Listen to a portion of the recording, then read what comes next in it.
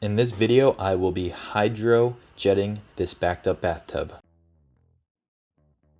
The tools I will be using is a garden hose, a washer fresh line hose, a pipe bladder, a cutoff valve, a male-to-male threaded adapter, a flathead screwdriver, and a standard plunger.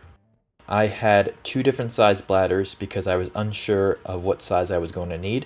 For this application, this large bladder was a little too big, so I decided that the smaller one was the best fit for this particular situation.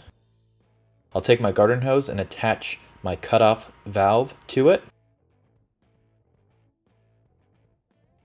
Then I'll take my washer hose and secure it to the cutoff valve. Now I'll use my male-to-male threaded adapter so that I can put the washer hose on one side and the bladder on the opposite. The reason I'm making this assembly is because I can control when I want to send water to this bladder. The reason that I attach this hose on here is so that I can slide this down into a pipe a little further rather than having this set up straight on this cutoff valve. If that was the case, I wouldn't be able to get the bladder too far in because I would get held up on this connector here. Now that I have my assembly set up, I will hook up my garden hose to the city water.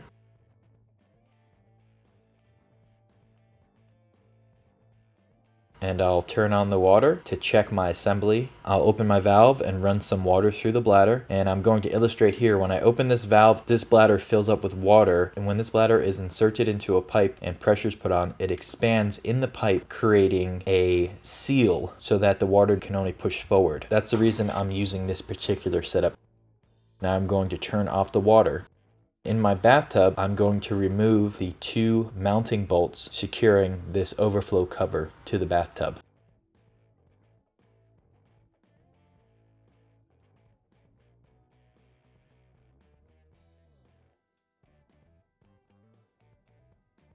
I just want to get access to this pipe that goes up because this is where I will be inserting the bladder to push the water through.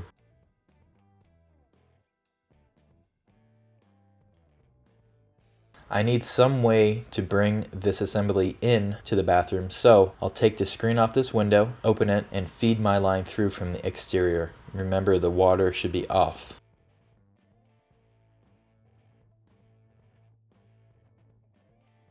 After I get my assembly in, I will place the assembly in the bathtub before I turn on the water. That way, when I turn on the water, if there is any splash up, it will stay in the bathtub. Now I'll go ahead and turn on my city water and I'll insert the bladder into the overflow pipe of the bathtub. It doesn't want to go too far in, so that should be plenty. Now I'll put some pressure on here. I got some back pressure on my washer connecting hose. I just placed it above the water handle and this stopped the water from spraying everywhere. Once this is turned on, you can see that the water is coming out from the overflow back in through the waistline. Now I can take my plunger and put back pressure back onto the waistline. With these two in place, the water is being pushed and forced through the waistline down past the P-trap to unclog whatever's in there.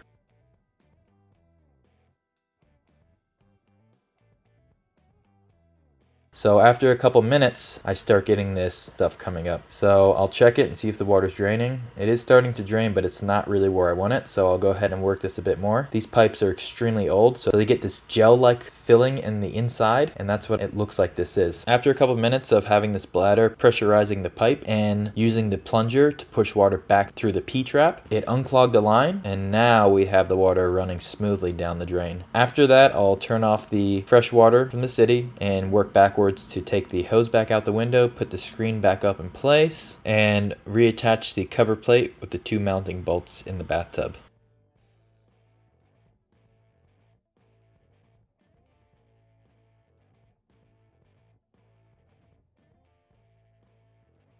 So I'll run this one last time. The water is pouring out and draining out of the waistline properly, so this problem is solved. I hope you found this video helpful. Thank you for watching. Please like, comment, and subscribe.